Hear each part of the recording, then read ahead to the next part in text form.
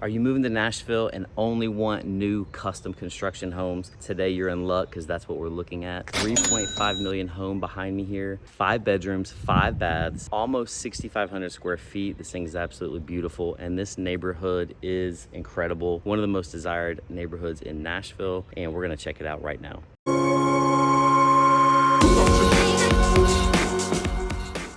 All right, guys, so we are out in front of this new home here. If this is the first time to my channel, I'm Scott Hardesty, your Nashville real estate consultant. If you love our content, hit the subscribe button, click the notification and bell so you're notified every time we put out new content.